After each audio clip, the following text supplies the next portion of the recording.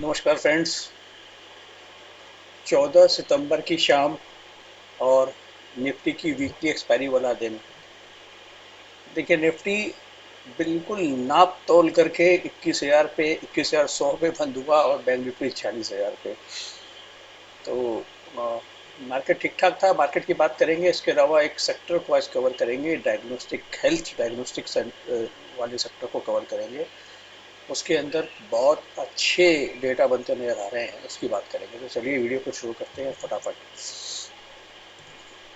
पहले बात कर लेते हैं डायग्नोस्टिक सेंटर वाले शेयरों की।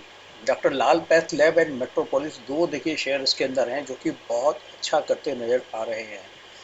इनके अंदर डॉक्टर लाल पैथ लैब में आज डिलीवरी बहुत ज़बरदस्त उठाई गई। 5 गुनी डिलीवरी उठा ली गई नॉर्मल की, और बड़े बड़े ऑर्डर से उठाई गई। तो यहाँ पे बहुत ज़्यादा कंफर्ट आ रहा है। वहीं दूसरी तरफ मेट्रोपोलिस में डिलीवरी तो ज़्यादा नहीं उठाई गई आज, हालांकि 1.24 टाइम्स डिलीवरी उठाई गई, कम नहीं होती है। लेकिन मज़े की बात यह है कि इसमें पिछले 2 वीक में 4 बार ऐसा हो चुका है जब इसमें 4 बार डिलीवरीज 1.5 गुनी करीब उठाई गई हैं, 1.5 गुनी से ज़्यादा उठाई गई हैं। शेयर ने आज मेट्रोपोलिस ने 1.3% का परफॉर्मेंस दिया, और इसने डॉक्टर लाल पैथ लैब में 2.9% उछल करके बंद हुआ। अब देखिए, अगर मैं ये तो आज की के रिटर्न है, अगर इस रिटर्न को मैं 24 मतलब कि 2 हफ्ते पहले से देखूं, 24/8 से देखूं, तो मेट्रोपोलिस ऑलरेडी 10% चल चुका है, जबकि ये आज ही चला है। आज चला है, इससे पहले वाले ट्रेडिंग सेशन में थोड़ा बहुत चला, ज़्यादा नहीं चला है ये। इससे इम्पोर्टेंट ज़्यादा बात क्या है कि इस सेक्टर पे क्यों ध्यान रखना चाहिए कि ये दोनों ही शेयर अपने 52 वीक हाई से अभी दूर है, काफ़ी दूर है। डॉक्टर लाल पैथ लैब करीब 19% दूर है, और मेट्रोपोलिस 23% दूर है। अगर मार्केट लाइफ टाइम हाई पे चल रहा है तो इनको भी लाइफ टाइम हाई पे जाना चाहिए। फंडामेंटल्स में इनके कोई कमी नहीं है। हमने रिजल्ट वाले दिन इनकी वीडियो डाली थी और हमारे कमेंट्स पॉजिटिव ही थे। रिजल्ट्स में कहीं कोई खराबी नहीं थी। आप वो वीडियो का लिंक मैं डिस्क्रिप्शन बॉक्स में दे दूंगा, आप उसको देख सकते हैं। और एक बार चार्ट देखेंगे जल्दी से, डॉक्टर लाल पैथ लैब का कैसा चार्ट है बना आज के दिन।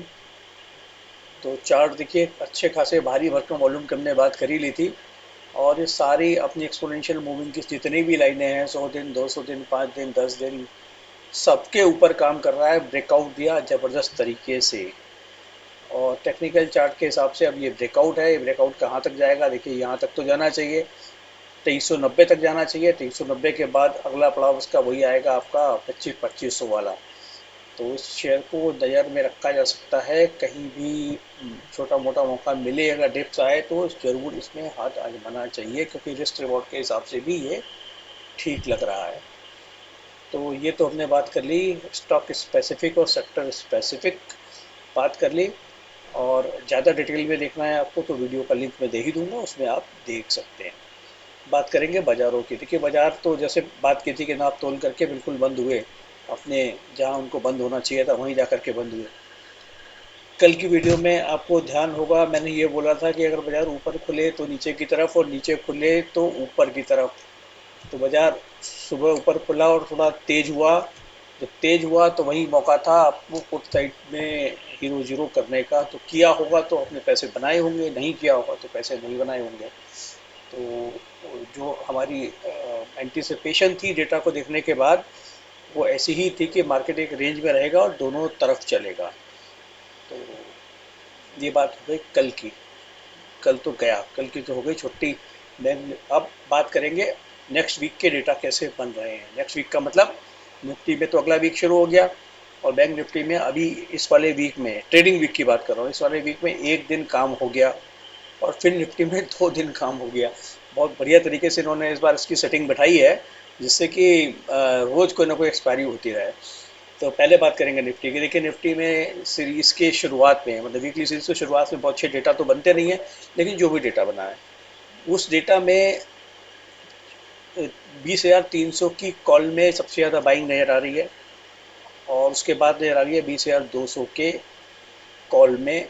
मैं इसको बाइंग इसलिए बोल रहा हूँ कि ओपन इंटरेस्ट में एडिशन हुआ है, लेकिन उसकी एनालिसिस जो कि मैं आपको एनालिसिस चार्ट वगैरह से जो मैंने की है, जो और उसका जो आउटकम है वो ये है कि ये बाय की गई है, मतलब मेरा आउटकम है ये। तो मेरी एनालिसिस का आउटकम है, वो पूरी डिटेल करेंगे तो वीडियो लंबा हो जाता है, इसलिए उसको नहीं करेंगे। तो यहाँ पे बाइंग की फिगर दिखाई दे रही है, और वहीं 20,100 की पुट में सेलिंग की फिगर दिखाई दे रही है। तो इस हिसाब से तो ये बन गया तेजी का डेटा, पुट में सेलिंग और कॉल में बाइंग। तो इसका मतलब ये है कि इसमें तेजी होनी चाहिए। अब रेंज इसकी क्या रहेगी, रेंज 20,100 से लेकर के 20,300 की रेंज रहनी चाहिए। लेकिन अभी इसमें पूरा वीक पड़ा है, डेटा बहुत ज़्यादा बना नहीं है, इसलिए कहना अभी थोड़ा सा मुश्किल होगा। हालांकि तेजी के साइन ज़्यादा लग रहे हैं इसको, इस डेटा को देख करके। बैंक निफ्टी में देखते हैं, बैंक निफ्टी में 46,000 की कॉल और पुट दोनों में बाइंग हुई है बराबर बराबर। और इसके अलावा 46,100 की कॉल में भी बाइंग हुई है। तो इसका मतलब यह है कि बैंक निफ्टी 46,500 की तरफ बढ़ने की कोशिश करेगा। 46,500 की अगर बियर्स ज़्यादा हावी नहीं होते हैं तो बुल्स उसको 46,500 तक ले आने की कोशिश कर सकते हैं, इस डेटा को देख करके ऐसा लग रहा है। मतलब एसएल साइड के सिग्नल्स इतने लग नहीं रहे हैं कि इस बैंक निफ्टी में कोई सेलिंग आनी चाहिए इस डेटा को देख करके। फिलहाल कल शुरुआती दौर में तो नहीं आनी चाहिए, बाद में क्या होगा वो अलग बात है। बाद में दूसरे डेटा बदल जाएं तो उसकी बात नहीं करेंगे, लेकिन शुरुआती दौर में जिस माइंडसेट के साथ जिस माइंडसेट के साथ बड़े ट्रेडर, बड़े प्लेयर गए हैं आज, उसकी हम एनालिसिस करते हैं, वो माइंडसेट तेजी का है।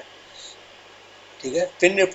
फिर निफ्टी में क्या हुआ, फिर निफ्टी में 20,500 की कॉल में बाइंग दिखाई दे रही है और 20,400 की पुट में सेलिंग दिखाई दे रही है। तो इसमें भी 20,400 और 500 की रेंज में ही काम होना चाहिए, सबसे ज़्यादा ओपन इंटरेस्ट भी वहीं खड़ा है। लेकिन तेजी का हिसाब ज़्यादा दिखाई दे रहा है कि ये भी तेजी करना चाहिए, ऐसा लग रहा है देख करके डेटा को। तो कुल मिलाकर के तो इंडेक्स में तो तेजी के ही सिग्नल्स जनरेट हो रहे हैं, ऑप्शन चेन के सारे डेटा को देखने के बाद। और मेरी एनालिसिस में कुछ लोगों को शायद ऐसा भी लगता होगा, जनरली लोग ऐसे देखते हैं, अरे भाई कहाँ 46,000 की कॉल पे 2,08,000 का ऊपर इंटरेस्ट खड़ा है, कॉल साइड में फुट साइड में खड़ा है 1,76,000, तो कॉल राइटर इतने खड़े हैं, कहाँ पड़े रहेंगे बाजार को, ऐसे भी दिखते हैं लोग। लेकिन हमें थोड़ा हटके देखना होता है, आप हटके देखोगे तभी सही एनालिसिस कर पाओगे। तो आ, तो ये बात हमने कर ली। अब हम बात करेंगे कि कंपोनेंट्स इसके निफ्टी बैंक निफ्टी के क्या कह रहे हैं। तो जी टॉप 15 कंपोनेंट अभी सामने आपके आ जाएंगे। ये आ गए टॉप 15 कंपोनेंट। अब इनकी रही परफॉर्मेंस कैसी रही, इसको एक बार चेक करते हैं। मैं आपको वीकली परफॉर्मेंस भी दिखाने की कोशिश करूंगा कि वीकली कैसा इन्होंने काम किया है। देखिए आज जो इन्होंने काम किया है सबसे ज़्यादा कौन चला है इनमें से निफ्टी में। हालांकि जब फ्लैट रहा निफ्टी, करीब करीब 20-30 पॉइंट ही फ्लैट बढ़ के बंद हुआ है, तो कुछ खास ज़्यादा तो उसमें हुआ नहीं। लेकिन इन्फोसिस, अल्ट्राटेक, सीमेंट इन्होंने संभालने की कोशिश करी निफ्टी को। वहीं एशियन पेंट और आईटीसी ने दबाव बनाने की कोशिश की, कोटक महिंद्रा बैंक ने भी दबाव बनाया, और आईसीआईसीआई बैंक ने थोड़ा सा दबाव बनाया। अब जरा देखते हैं कि अब अगर चलाएगा कौन। अब आगे अगर चलता है तो सबसे ज़्यादा मेरे को चांसेस देखो लग रहे हैं हैवी वेट रिलायंस के। आईसीसी ये अपना एचडीएफसी बैंक काफ़ी चल चुका है। अब इसमें न्यूज़ भी है कि फुर्सी की रीबैलेंसिंग के चक्कर में इसमें कुछ बाइंग आ सकती है, इसी चक्कर में बढ़ा हुआ है, ये गिर सकता है, इसमें गिरने की प्रोबेबिलिटी ज़्यादा है। तो ये गिरेगा तो संभालेगा कौन, ये गिरेगा तो संभालेगा रिलायंस, क्योंकि रिलायंस के बाद सबसे बड़ा हैवी वेट यही है, और उसके बाद इन्फोसिस आ जाता है और टीसीएस आ जाते हैं। बाकी सब भी ठीक ठाक चल रहे हैं, तो अभी इंडेक्स में इतनी दिक्कत नजर नहीं आ रही, कोई ना कोई आगे आ जाता है संभालने की। एक बार इसकी चेक करते हैं वीकली परफॉर्मेंस। तो ये वीक कब से शुरू हुआ था, मतलब कि ये 7 तारीख से, नहीं सॉरी, ये जो वीक शुरू हुआ था मंडे 4 तारीख से, तो हम लगा लेते हैं 3/8, 3/9 के बाद, सॉरी 3/9, 2/9, 1/9 के बाद से, 1/9 के बाद से क्या परफॉर्मेंस रही टॉप 15 की, कौन कौन ज़्यादा चला कौन कौन नहीं चला, ये थोड़ा समझना भी ज़रूरी है, जिससे कि हम अच्छे से समझ पाएँ कि तो हाँ देखिए LNT सबसे ज़्यादा चला है, 7.3% चला है। क्या और चलेगा? हाँ चल सकता है, लेकिन अभी इसमें इतना बढ़िया डेटा बन नहीं रहा है। भारतीय एयरटेल काफ़ी चल चुका, आज खड़ा रहा वहीं पे जहाँ कल बंद हुआ था, 915 पे। थोड़ा बहुत और चल सकता है। TCS 5.2% चला है। अल्ट्राटेक सीमेंट, क्या TCS में जगह बनती है चलने की? यहाँ बनती है, बिल्कुल बनती है। अल्ट्राटेक सीमेंट 4.8% चल गया, मुझे तो मुश्किल लगता है। SBI 10-15 रुपये और चल सकता है। टाइटन 4.5% चल गया, चल ही रहा है अभी, तो शायद थोड़ा बहुत और चल जाए। इन्फोसिस में जगह बनती है। HDFC बैंक में मेरे हिसाब से जगह नहीं बनती है। और इसके बाद ICICI बैंक में जगह बनती है। एक सेकेंड, ये थोड़ा।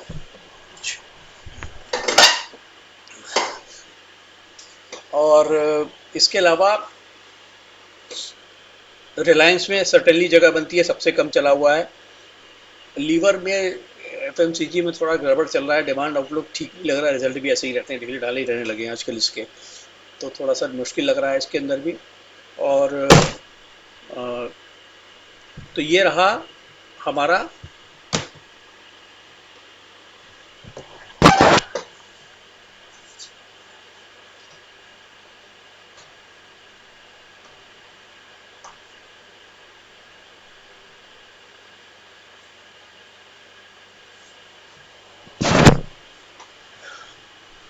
हाँ जी, तो ये रहा हमारा निफ्टी निफ्टी की का सारा डेटा। अब इम्पोर्टेंट बात जो थी मिड कैप और स्मॉल कैप की। देखिए मिड कैप स्मॉल कैप में को मैं थरोली चेक करने की कोशिश कर रहा हूँ कि वो अभी कितना दम बाकी है। देखिए आज सुबह के समय तो जो मार्केट की ब्रेथ थी बहुत अच्छी थी। मतलब कि टोटल F&O के जो 190 शेयर में से 186 शेयर ऊपर थे और 4 शेयर केवल नीचे थे, और काफ़ी देर तक, करीब आधे पौन घंटे तक ऐसे ही था। उसके बाद धीरे धीरे स्लिप करते गए। एक समय ऐसा आ गया था कि सिर्फ 110 शेयर ही हरे में थे, जबकि जब क्लोजिंग के समय 148 हो गए। तो मतलब ऊपर से सेलिंग का प्रेशर तो है। अच्छा, दूसरी बात यह है कि डिलीवरी बेस्ड बाइंग जो है, ज़्यादातर शेयरों में प्राइस में तो मूवमेंट आया है, लेकिन डिलीवरी उतनी ज़्यादा उठती हुई नज़र नहीं आई। ये मेरी ऑब्जर्वेशन है। तो इसी ऑब्जर्वेशन के साथ इस करते हैं वीडियो को समाप्त। और आप अपने कमेंट बॉक्स में दे सकते हैं। चैनल को सब्सक्राइब नहीं किया है तो सब्सक्राइब कर सकते हैं। वीडियो को लाइक एंड शेयर तो कर ही दिया करिए। Thank you very much.